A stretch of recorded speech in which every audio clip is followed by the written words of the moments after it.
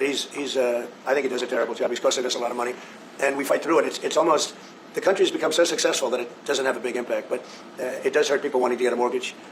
People want to buy a house. He's a terrible Fed chair. I was surprised he was appointed. I was surprised, frankly, that Biden put him in and extended him, but they did. So, no, we're not planning on doing anything. We're very concerned. He's doing a little renovation for $2.5 billion of the Fed, building a renovation, and they have a close to $900 million cost overrun. And it's a shame, but the biggest cost overrun is the cost overrun for interest rates, because we should be paying 3 points lower, and we would save $1 trillion a year in interest if that were the case. And all it is the stroke of a pen. And that goes for his board, too, because his board is not doing the job, because they should try and rein this guy in.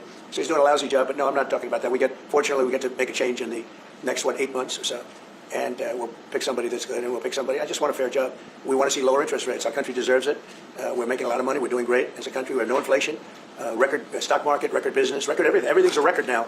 We had the worst inflation in history under Biden, and now we have almost no inflation. We've done a great job, and we should have the interest rates cut.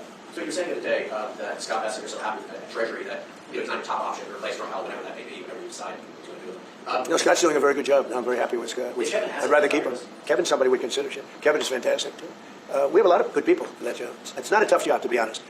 Assuming you're smart, it's not a tough job. If you're a dummy, then I guess it's a tough job. But it might be one of the easiest jobs I've ever seen. And now on top of it, he's building a close to $3 billion little nest egg for himself. He's not doing the right job. We should be saving $1 trillion a year in interest. You know, when he talks about costs, we should be saving, think of it, $1 trillion a year. Add that with the tariffs and everything else. But he just doesn't want. He's a knucklehead. But we'll see how he's listening to this. But that's a strange conversation. But we like to say it like it is.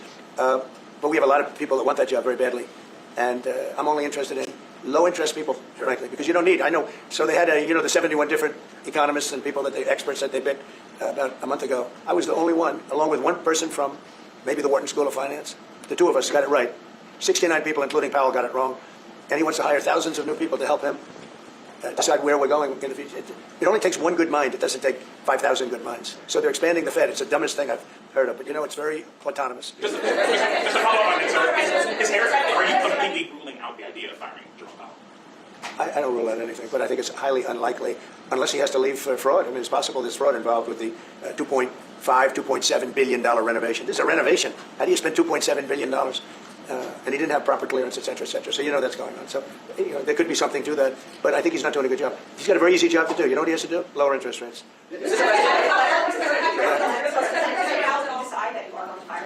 No, I haven't drafted a letter. So you didn't show a letter to Republican lawmakers last night? No, I talked about the concept of fire him. I said, what do you think? Almost every one of them said I should. But I'm more conservative than they are.